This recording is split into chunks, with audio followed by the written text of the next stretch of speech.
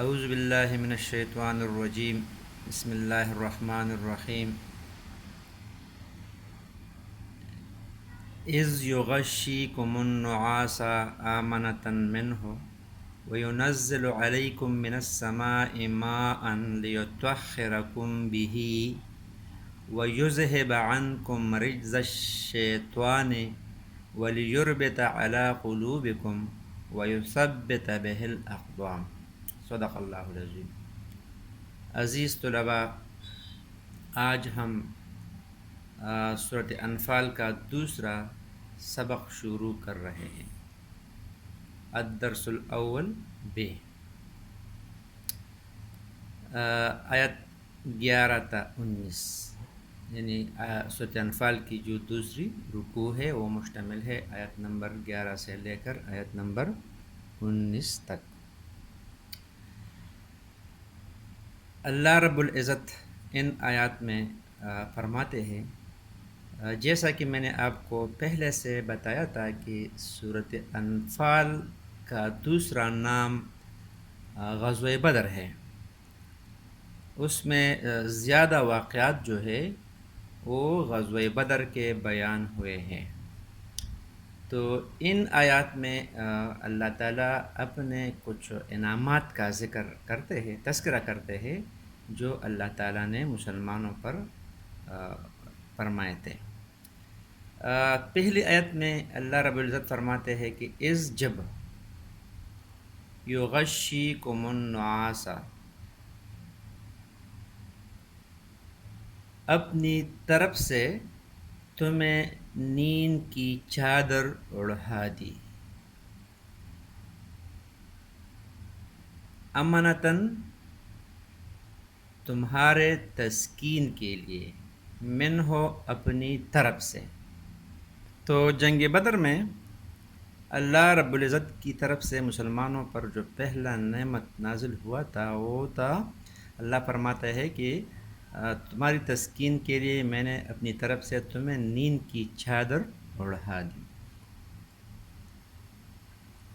یہ نیند جو ہے یہ انسان کے لیے باعث سکون ہے۔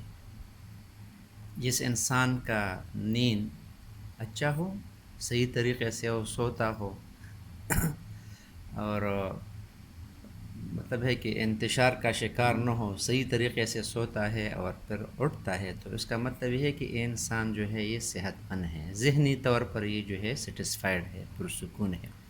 اس لیے کہ اللہ تعالیٰ آخری پارے میں ایک اور جگہ فرماتے ہیں کہ وَجَعَلْنَا نَوْمَكُمْ سُبَاتًا، میں نے تمہارے لیے تمہارا نیند جو ہے یہ آرام فرمایا ہے، یعنی نیند کے ذریعے سے انسان کو اطمینان حاصل ہوتا ہے۔ تو آج کل جو ہے جو سروے ہوا ہے، یہ دنیا میں سب سے زیادہ جو میڈیسن کھائی جاتی ہے وہ اس لیے کھائی جاتی ہے کہ انسان پریشان ہے، اس کو صحیح طریقے سے نیند نہیں آتی ہے۔ تو جنگ بدر میں چونکہ مسلمان کافروں کے مقابلے میں بہت کم تھے، اسلحہ بھی کم تھا، پریشان تھے، تو اللہ تعالیٰ نے عین میدان جنگ میں ان پر نیند طاری کر دی۔ تو جب ایک جھٹکا سا انہوں نے کہا سارے صحابہ کرام نے، جب وہ بیدار ہوئے تو ان کی جو خوف تھی وہ چلی گئی تھی، وہ مطمئن تھے۔ پھر فرماتے ہیں دوسری جو نعمت تھی وَيُنَزِّلُ عَلَيْكُم مِّنَ السَّمَاءِ مَاءً، اور تم پر آسمان سے پانی برسا دیا، لِيُطَهِّرَكُم بِهِ، تاکہ تم کو اس سے پاک کر دے، وَيُذْهِبَ عَنكُمْ رِجْزَ الشَّيْطَانِ، اور شیطانی نجاست کو تم سے دور کر دے، وَلِيَرْبِطَ عَلَىٰ قُلُوبِكُمْ، اور اس لیے بھی کہ تمہارے دلوں کو مضبوط کر دے، وَيُثَبِّتَ بِهِ الْأَقْدَامَ، اور اس سے تمہارے پاؤں جمائے رکھیں۔ جنگ بدر میں اس کا پس منظر یہ ہے کہ کافروں کی جو فوج تھی ابو جہل کی سربراہی میں، وہ پہلے سے جنگ بدر میدان بدر پہنچ چکی تھی، اور وہاں پر جو پانی کا چشمہ تھا انہوں نے اس پر قبضہ کر لیا تھا۔ اور دوسری بات یہ تھی کہ انہوں نے کفار نے جو جگہ قبضہ کر دیا تھا وہ اوپر تھا، کچھ رتیلا سا تھا، اس میں خاک وغیرہ بھی تھا۔ مسلمانوں کو جو جگہ اس کے بعد مل گئی تھی وہ ریتیلی تھی، ریت سے بھرا ہوا تھا، ان کے پاس پانی بھی نہیں تھی۔ تو اللہ رب العزت نے مسلمانوں پر دوسرا یہ نعمت نازل فرمایا کہ رات کو خوب بارش ہو گئی۔ جب بارش ہو گئی تو مسلمانوں کا جن علاقوں پر پڑاؤ تھا وہاں پر خوب پانی ان کو مل گئی۔ اور پھر ریت میں جب بارش برستی ہے اس میں جو پانی ہوتی ہے وہ بہت صاف اور شفاف ہوتی ہے، تو مسلمانوں نے اس سے نہایا بھی، انہوں نے اس سے وضو بھی کیا۔ اور کافروں کی جگہ جو تھی وہ جب اس پر بارش ہو گئی تو اس میں کیچڑ بن گئی، جس میں جب وہ چلتے پھرتے تھے تو وہ منہ کے بل گر جاتے تھے۔ اور دوسری بات یہ تھی کہ شیطان مسلمانوں کے دلوں میں مختلف قسم کے وسوسے پیدا کر رہے تھے کہ یہ آپ کیا کر رہے ہیں، آپ کمزور ہیں، آپ شکست کھائیں گے، اللہ کی مدد آپ کے پاس ساتھ نہیں ہے۔ پانی کے چشمے پر بھی انہوں نے قبضہ کر لیا۔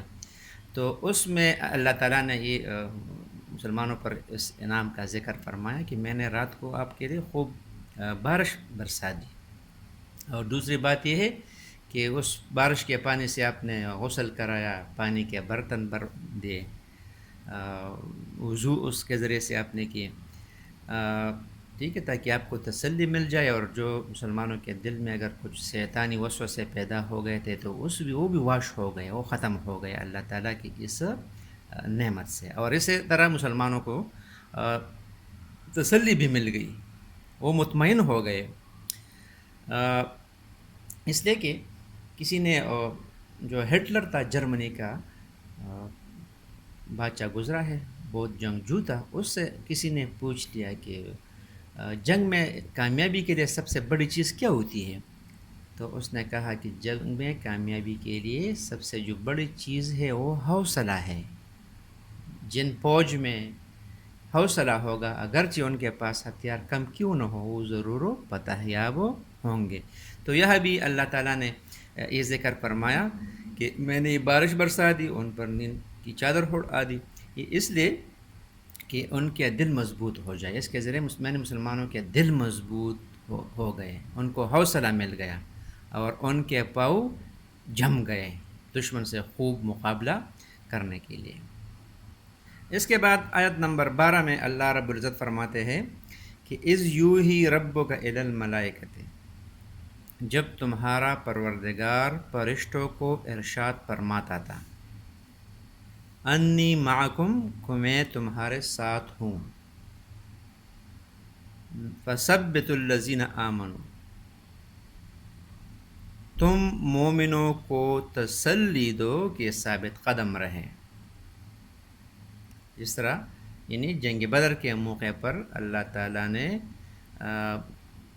مسلمانوں کی امداد کے لیے، حوصلے کے لیے، خوشخبری کے لیے فرشتے بھیجے تھے، تو اس میں اللہ تعالیٰ اس کا ذکر کرتے ہیں کہ میں نے فرشتوں سے فرمایا کہ آپ جائے زمین پر اترے اور مسلمانوں کو کیا کر دے، تسلی دے دے اور بتا دے کہ آپ اللہ تعالیٰ آپ کے ساتھ ہے اور آپ کیا کر دے، ثابت قدم رہے، حوصلہ نہ ہارے۔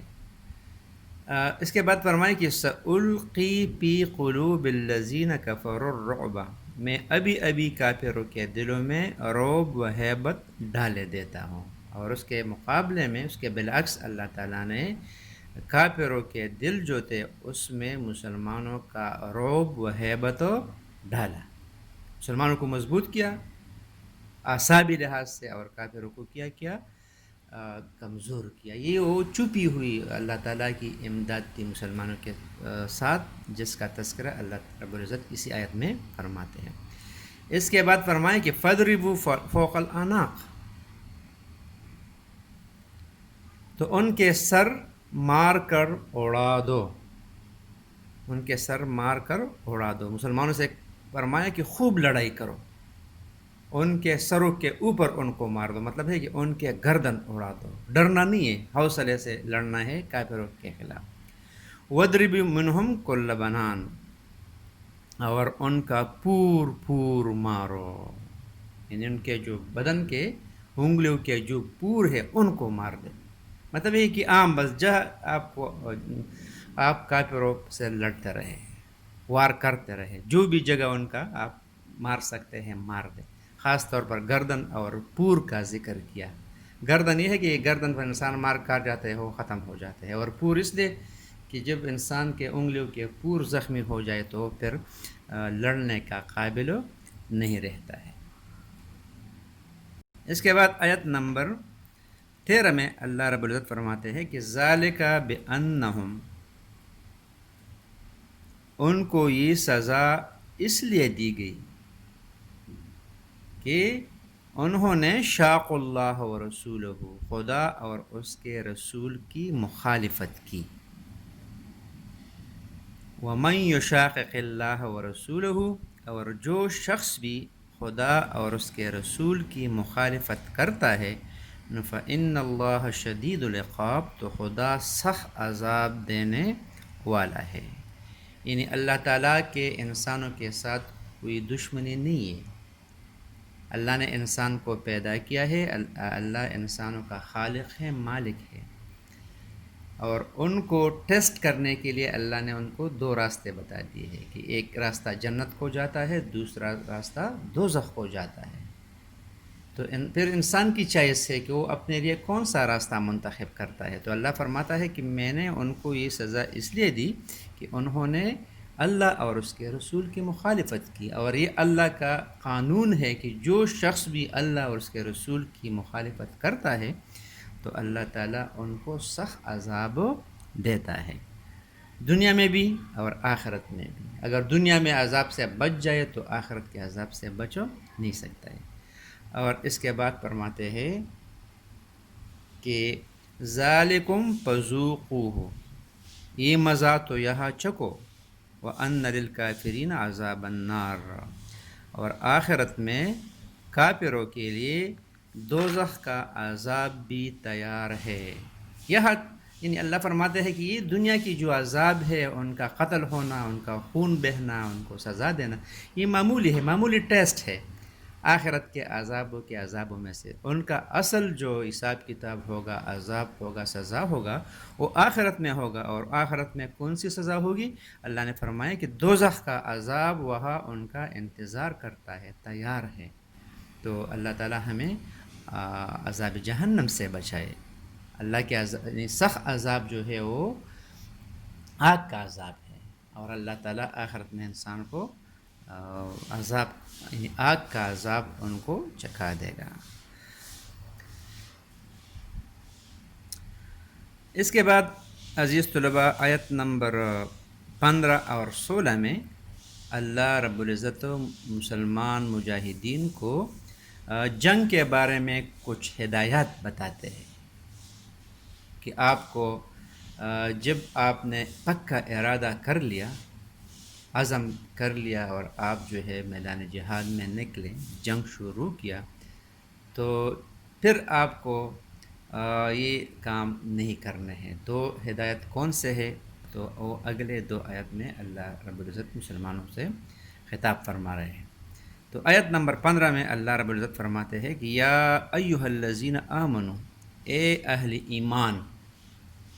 خطاب ہے مومنین سے، صرف مومنوں سے خطاب ہے. اللہ نے فرمایا کہ اے مومنوں یا اے اہل ایمان، اذا لقیتم الذین کفروا، جب میدان جنگ میں کفار سے تمہارا مقابلہ ہو. زحفاً میدان جنگ میں، یعنی کفار سے تمہارا مقابلہ ہو، آمنا سامنا ہو. کہاں پر؟ میدان جنگ میں. جب لڑائی، عملی لڑائی شروع ہو گئی، سٹارٹ ہو گئی، فلا تولوہم الادبار، تو ان سے پیٹ نہ پھیرنا. یعنی آپ نے خوب تیاری کر لی، جہاد کا پکا ارادہ کر لیا، اور میدان جنگ میں آپ چلے گئے، جہاد شروع ہوا، تو پھر آپ کو کیا کرنا ہے؟ تو پھر جنگ سے پیٹ نہیں پھیرنا ہے، پھر خوب لڑنا ہے. اس لیے کہ آپ کے پیٹ پھیرنے کی وجہ سے، آپ کے بھاگنے کی وجہ سے، آپ کے جو باقی ساتھی ہیں ان کے حوصلے پست ہو جاتے ہیں.